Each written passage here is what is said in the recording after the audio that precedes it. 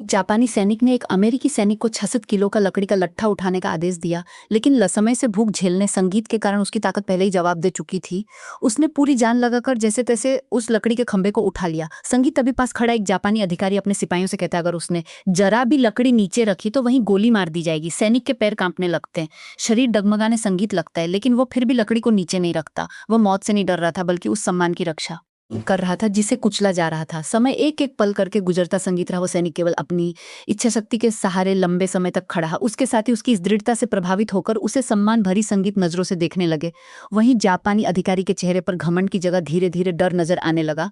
उस आदमी को अच्छी तरह पता था कि इस वक्त वो सिर्फ खुद का नहीं, बल्कि अपने देश और अपनी जाति के सम्मान का प्रतिनिधित्व कर रहा है। वो दृढ़ नजरों से उस जापानी अधिकारी को घूरता है और खुद से कहता है, जिंदा रहना है, क्योंकि जिंदा रहकर ही मैं इन्हें डरने पर मजबूर कर सकता हूँ। वो पूरी ताकत से लकड़ी को और ऊपर उठाता है, मानो भीतर छिपी सारी शक्ति एक साथ फूट पड़ी हो। उस आदमी का नाम लुइस था। उसका जन्म 1917 में अमेरिका के कैलिफोर्निया में हुआ था। बचपन में वो बहुत शरारती था, लेकिन उसमें एक खास हुनर था, वो बेहद तेज दौड़ सकता था। इसी हुनर के दम पर वो हर शरारत के बाद आसानी से बच निकलता था। उसकी सबसे बड़ी आदत थी लड़कियों की स्कर्ट के नीचे संगीत झांकना और साथ ही दौड़ की प्रैक्टिस करना। दोनों काम साथ साथ करता था। एक दिन उसे मैनेजर ने पकड़ लिया। वो हमेशा की तरह फुर्ती से बाढ़ संगीत कूद कर भागने लगा, लेकिन इस बार यह सब उसका बड़ा भाई देख रहा था, जो उस वक्त ट्रेनिंग कर रहा था। उसने तुरंत लुइस की असाधारण प्रतिभा पहचान ली और उसे स्कूल की एथलेटिक्स टीम में शामिल होने का न्योता दिया। लेकिन लुइस ने मना कर दिया, क्योंकि सभी उसे एक बिगड़ा हुआ लड़का मानते थे और कोई भी उसे गंभीरता से नहीं लेता था। वो अपने भाई जितना काबिल नहीं समझा जाता था। लेकिन उसके भाई ने उसे साफ कहा। उसके बाद लुइस ने पीछे मुड़कर संगीत नहीं देखा।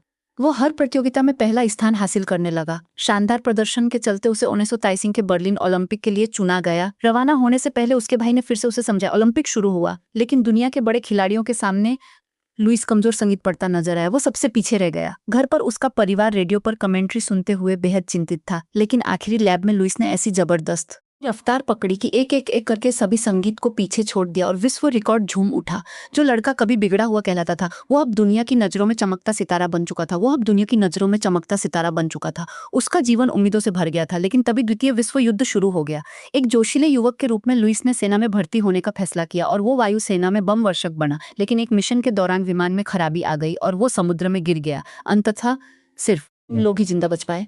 अब उनके पास केवल एक जीवन रक्षक नाव थी। यही उनके जीवित रहने की आखिरी उम्मीद थी। उन्होंने सारा खाना और पानी इकट्ठा किया।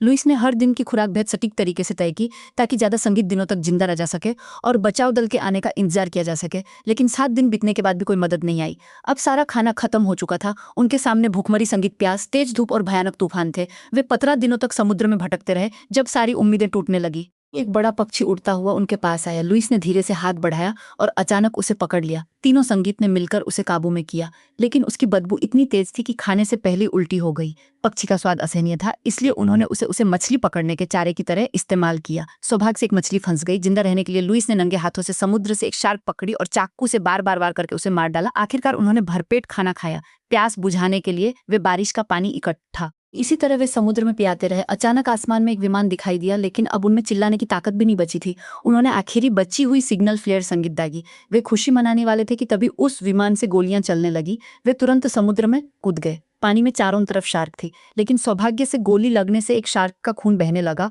और जापानी सैनिकों को लगा कि उन्होंने लक्ष्य मार दिया है। वे वहां से चले गए। इस तरह बच निकले। जब संगीत वे वापस नाव पर चढ़े तो देखा कि वो छलनी हो चुकी थी। वे किसी तरह हवा भरते हुए नाव की मरम्मत करते रहे। एक छोटी सी चूक उन्हें शार्क का शिकार बना सकती थी। काफी समय बीतने संगीत के बाद एक साथी ने दम तोड़ दिया। उसे समुद्र में ही दफना दिया गया। यह समुद्र में प्योते हुए 84वां दिन था। जो कभी मजबूत अमेरिकी सैनिक था, अब सिर्फ हड्डियों का ढांचा बन चुका था। जब वे मौत का इंतजार करने लगे, तभी एक विशाल काला साया उन पर छा गया। उन्होंने सोचा कि शायद मदद आ गई है, लेकिन वो एक और भयावह नर्क की शुरुआत थी। उन्हें जापानी युद्धबंदी शिविर ले जाया गया। वो शिविर उनकी कल्पना से भी ज्यादा क्रूर था। वहां एक जापानी कमांडर संगीत था। वात तनाबे उसे कैदखाने का शैतान कहा जाता था। देखने में वो शांत लगता था, लेकिन असल में वो निर्दयी और हैवान था। लुइस ने बस एक नजर उसकी ओर देखी और उसी पल उसे भीड़ से खींच लिया गया और बेरहमी से पीटा।